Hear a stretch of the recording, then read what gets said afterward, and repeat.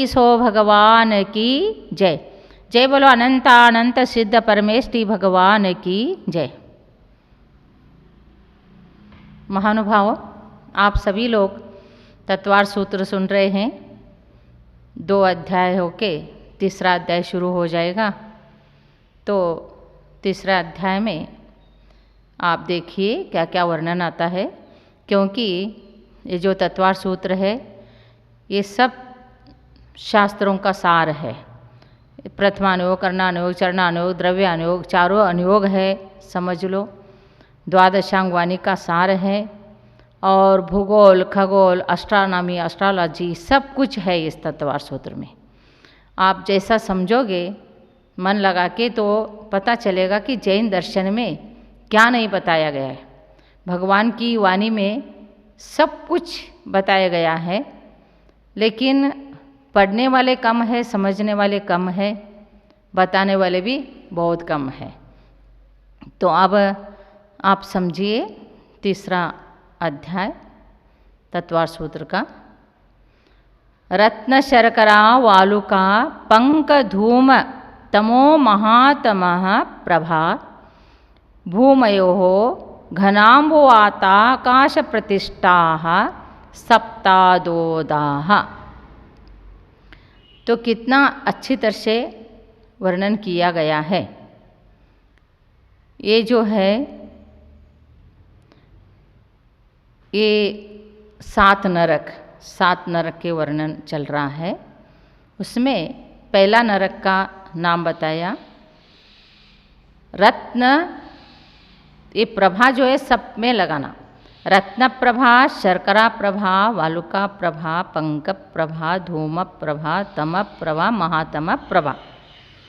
तो प्रभा का अर्थ है प्रकाश। रत्न जितना प्रकाशमान है उतना पहला नरक में प्रकाश है, इसलिए उसका नाम रत्न प्रभा रखा है।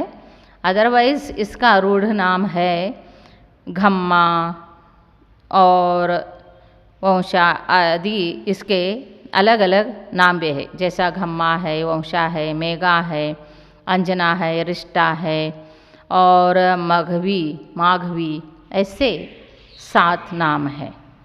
तो इसके प्रभा के अनुसार ये नाम है और रूढ़ी से वो 7 नाम है। फिर शर्करा प्रभा, शक्कर जितना प्रकाश दूसरा नरक में। तीसरा नरक वालुका, प्रकाश जो है ना डल होते जा रहा है।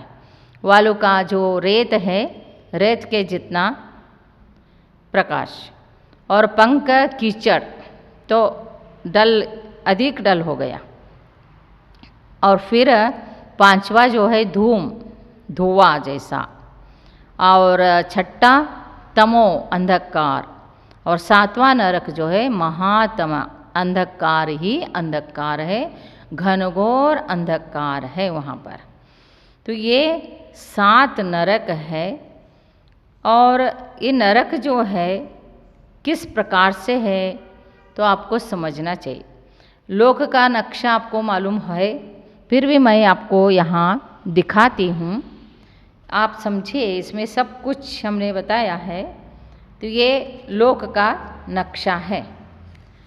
तो ये एक पुरुष जो है कमर पे हाथ रखे, पैर पसर के खड़े हो जाने के बाद जो उनका आकार बनता है उस प्रकार से है।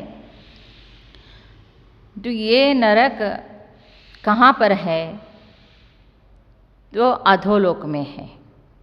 ये लोक और अलोक 2 चीज़ है। लोकाकाश, अलोकाकाश ऐसे भी कहते हैं। तो अलोकाकाश के बीचों बीच लोकाकाश है, तो ये सब लोकाकाश कहा जाएगा। तो बाहर के सारे इसके जो हमने पुरुषाकार का ये जो है परस्पर उपग्रह जीवानाम लिखा जाता है, सब जगह आपको मालूम है। खिड़कियों के ड्रिल में, गेट पे, सब में, मकान पे, बहुत जगह में ये सब चिन्ह दिया जाता है। इस चिन्ह को देख के सभी लोग समझते हैं कि ये जैन का मकान है। ऐसे जैसा हमारा पंचरंगी ध्वज को देखे जैनों का मंदिर जैन धर्म समझते वैसे। तो फिर इसके बाहर सारे अलोकाकाश है, बीचों बीच लोकाकाश है। तो ये जो लोकाकाश है 3 भाग में डिवाइड है, अधोलोक, मध्यलोक, ऊर्ध्वलोक। तो अधोलोक में क्या क्या है, पहला खर भाग आएगा, पंख भाग आएगा, फिर उसमें कौन रहते हैं ये बाद में बताएंगे। और उसके नीचे जो है 7 नरक है, फिर वो कलकला पृथ्वी है। तो वो उत्तर और दक्षिण, जैसा उत्तर और दक्षिण ये जिस प्रकार से ये दक्षिण से उत्तर जा रहे हैं तो ये ऊर्ध्व हो गया। और फिर नीचे अधो भाग से लेके के ऊर्ध्व भाग तक ये 7 राज्यों है। और ये 7 राज्यों के ऊपर बराबर 1 राज्य है। फिर उसके बाद ठीक 10.5 राज्यों जाकर फिर 5 राज्य होते, क्योंकि घटते घटते इस 5 राज्यों पे आ जाता है। फिर बढ़ते बढ़ते फिर जाएगा और उसके बाद घटना और बढ़ना होते हुए फिर यहाँ पर 1 राज्य विस्तार होगा। तो ऐसे ये टोटल ही है ये 7 राज्यों और ये 7 राज्यों। तो ये 14 राज्यों में लोक है, त्रसनाड़ी 14 राज्यों कहा जाएगा। ये बीचों बीच जो सीढ़ी जैसा है ये त्रसनाड़ी है और इसी में सब लोग रहते हैं। ये जो कोने जैसा दिख रहा है इसको निष्कूट क्षेत्र बोलते हैं। इसमें कोई त्रस जीव रहते नहीं, स्थावर जीव ही रहते हैं। पृथ्वी का एक, अग्नि का एक, वायु का एक, वनस्पति का एक, ये जो जीव है सूक्ष्म जीव सारे इसमें रहते हैं। और इसमें जो है ये सब त्रस स्थावर सभी जीव रहते हैं, लेकिन त्रस ही इसी में रहते हैं और कहीं नहीं रहते हैं, इसलिए इसका नाम त्रसनाड़ी भी है। तो फिर जो 7 नरक है तो इसमें क्या कहा है सूत्र में, अधो अधो कहा, क्योंकि कोई समझेगा कि कैसे भी है, तिर्यक भी है, फैला हुआ है, ऐसे समझेगा नहीं, नीचे नीचे नीचे है, इसलिए उसका नाम अधो अधो कहा। फिर पहला नरक जो कहा गया है तो उसकी प्रत्येक नरक की मोटाई है, जैसा ये रत्न प्रभा कहा जाएगा ये पृथ्वी, और उसके ऊपर जो है खर भाग है, पंख भाग है, फिर अबहुल भाग से नरक शुरू होता है। तो प्रथम नरक अबहुल भाग कहा जाता है।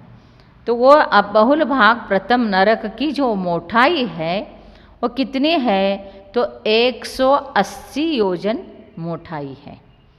और उसके बाद नीचे जाएंगे दूसरे नरक, क्योंकि नीचे पहले से इधर से जा रहे हैं तो दूसरे नरक 32 योजन मोटाई है, तीसरे नरक 28 योजन मोटाई है, चौथे नरक 24 योजन मोटाई है, और पांचवें नरक 20 योजन मोटाई है, छठे नरक 16 योजन मोटाई है, और सातवां नरक जो है सिर्फ 8 योजन मोटाई है। तो ये कम होते होते गए।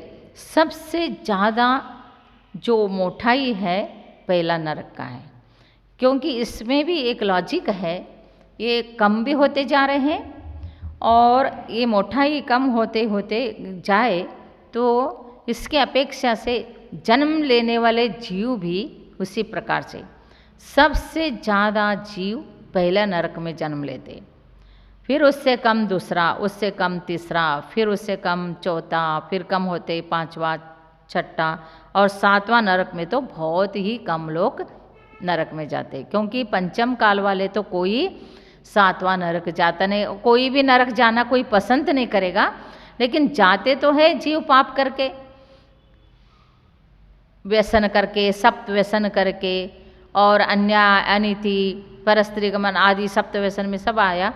तो ये सब करके पाप करके जीव परिग्रह छोड़ते नहीं, व्रत धारण नहीं करते हैं, तो जिन धर्म को समझते नहीं, जिन धर्म का निंदा करते हैं, जिन धर्म को हानि पहुंचाते, ये सारे लोग नरक जाते हैं। तो ऐसे जीव तो बहुत है, इसलिए पहला नरक में जाने वाले तो बहुत हैं। 7वां नरक में तो जो मोक्ष जाने की कैपेसिटी रखता है वही जीव 7वां नरक भी जा सकता है। इसलिए स्त्री कभी 7वां नरक जाती नहीं, क्योंकि उसको वज्रशम नारद संवरण कभी प्राप्त नहीं होता। हमेशा स्त्री को जो है हीन संवरण ही रहता है। तो महानुभाव चतुर्थ काल में वज्रशम नारद संवरण वाले होते हैं, पुण्य भी अधिक करते हैं, कर्मों का निर्जरा भी करते हैं और पाप भी अधिक करते हैं, तो नरक भी जाते हैं, 7वां नरक तक भी पहुँचते हैं, और कर्म का निर्जरा करे तो मोक्ष भी जाते हैं। तो इस प्रकार से नरक में जीव जाते हैं। तो इसलिए कहा कि ये जो नरकी है तो ये यहाँ पर रहते हैं, तो इसको अधोभाग, फिर जैसा जैसा मध्यलोक का वर्णन आएगा तो यहाँ बताऊंगी, ऊर्ध्वलोक का आएगा तो यहाँ बताऊंगी। अभी अधोलोक का चल रहा है, तो अधोलोक में नरक है। कितने हैं? 7 नरक है। तो महान दुख ही दुख होता है वहाँ पर। इसलिए आगे के सूत्र में जो कहा है कि जो नरक है तो सिर्फ एक भूमि बताया, क्योंकि पूर्ण जो ये नक्शा है तो 8 पृथ्वी कहा जाते हैं। ये अष्टम पृथ्वी इधर है, तो ये 7 पृथ्वी तो अधोलोक में ही है। तो 6 पृथ्वी में 7 नरक है, और 7वां जो पृथ्वी है वो कलकला पृथ्वी है, उसमें नित्य निगोदी जीव रहते। नित्य निगोदी, इतर निगोदी जीव तो सभी जगह है लोक में, और सूक्ष्म बादर दोनों नित्य निगोदी इतर निगोदी जीव है। लेकिन नित्य निगोदी जीव जो है आज तक उस निगोद से निकल के 3 पर्याय को धारण ही नहीं किए हैं। एक श्वास में 8-10 बार जन्मो मर्यो भर्यो दुख बार, ऐसे करते करते अनंत काल बीत गए हैं, और आज तक जो निकला नहीं है उसका नाम नित्य निगोद है। उसको कलकला पृथ्वी भी कहते हैं, वो 7वां पृथ्वी है। तो ये 6 पृथ्वी, ये 6 भूमि उसको कहा गया है, और ये नीचे नीचे है और आधार से है। ये सब पृथ्वी जो है एक दूसरे के आधार से, पहला जो है ये किसके आधार से, कौन है? अब देखो ये नरक है, तो नरक के आधार जो ये पृथ्वी है 7 पृथ्वी नीचे, ये है घनोदधि वात वलय के आधार पर। घनोदधि वात वलय का आधार कौन है? तो घनवात वलय। घनवात वलय का आधार तनवात वलय। तनवात वलय का आधार आकाश है। आकाश अपने आप में स्वयं है, अर्थात आधार आधे, तो उसका एक दूसरे स्वयं ही है आकाश, इसलिए उसको किसी के आधार की अपेक्षा नहीं रहती है। तो महानुभाव इसलिए, और ये जो घनोदधि वात वलय अर्थात प्रत्येक नरक के बीच में भी बहुत गैप है। एक एक नरक तो इतना मोटाई को लेके भी है, लेकिन उसके नरक के बीच में फिर गैप है, फिर वलय है अर्थात हवा है, फिर नरक है, फिर हवा है, फिर नरक है, इस टाइप से है। तो ये सारे जो नरक है ये कैसे है? तो 20-20 योजन मोटाई को लेके है, और घटते घटते जाते हैं तो फिर वो कम होके, इधर आपको बताए ना कि जहाँ जहाँ घटा है वहाँ पर कम उसका भी होता है, और जहाँ बड़ा है वो बढ़ता है, फिर घटा है घटता है। लेकिन ये 20-20 योजन मोटाई को लेके वलय है। तो महानुभाव ये जो एक दूसरे के आधार से स्थित है, तो इसलिए उनको 3 वलय ये लोक के इसमें है। आज भी आप देखते हैं सब हवा पे ही कितने चलते हैं। जो एरोप्लेन चलता है तो हवा से ही चलता है, गाड़ियाँ चलते हैं तो हवा से ही चल रहे हैं। पेट्रोल चाहिए वो बात अलग है, लेकिन वो जैसा पहिया में क्या भरा हुआ रहता है, हवा ही, तो कितना वजन ले लेते। वैसे ये लोक का वजन सारे हवा के ऊपर ही है, और हवा किसके ऊपर है? तो आकाश के ऊपर है। आकाश मीन्स ओनली स्पेस, खाली जगह, उसको कहते हैं आकाश।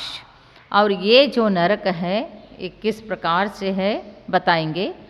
दूसरा सूत्र है तासु त्रिंशत् पंचविंशति पंचदश दश त्रि पंचऊन एक नरकशतसहस्राणि पंचचैव यथाक्रमम्। कितना अच्छी तरह से बताया। आप देखो तासु, तासु केसु, वो किसमें, तो नरकों में बहुवचन है।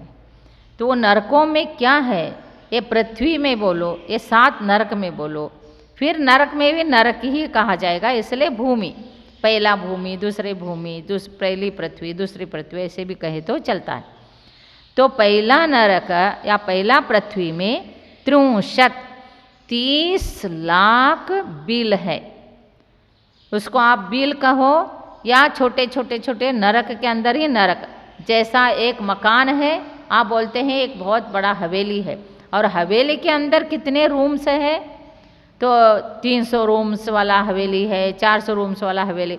वैसा पहला पृथ्वी कितने नरकों के है, तो 30 लाख नरक से युक्त है। एक बिल कहो तो भी चलेगा और नरक कहे तो भी चलेगा उसको।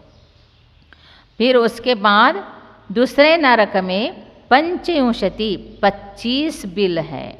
बिल इसलिए कहा जाता है कि जैसा एक कुआं जैसा बहुत बड़ा योजनों से गड्ढा होता है, और वो जो है उसके अंदर जीव जैसा ऊपर से गेंद को आपने डाल दिया तो ऊपर नीचे जैसा करता है, वैसे जीव पैदा होते ही ऐसे करता है। तो उसका जन्म होने का तरीका ही यही है नरक में। फ्रॉम बिगिनिंग से ही क्या है, दुख ही दुख है, कष्ट ही कष्ट है। भूमि का स्पर्श करने मात्र से ही इतना दुख है, वो मुंह से कह नहीं सकते, वर्णन नहीं कर सकते, इतना दुख है। इसलिए कहा है कि उसको बिल, तो जैसा बिल होता है तो सांप का बिल है तो वो गहराई में गोल आकार में ऐसे होता है, वैसे ही होता है।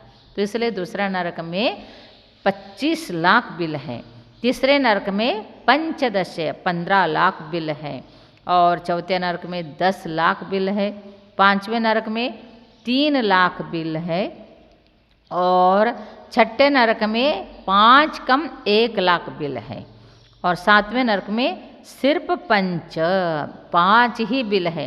देखो इतना ही बिल, 5 बिल में नारकी जीव उसमें उत्पन्न होंगे। क्योंकि मैंने पहले ही आपको कहा कि 7वां नरक में बहुत कम लोग पहुंचते हैं, अर्थात 7वां नरक जाना है तो भी बहुत बहुत घनिष्ठ संक्लेश परिणाम से पाप बंद करके जीव जाता है।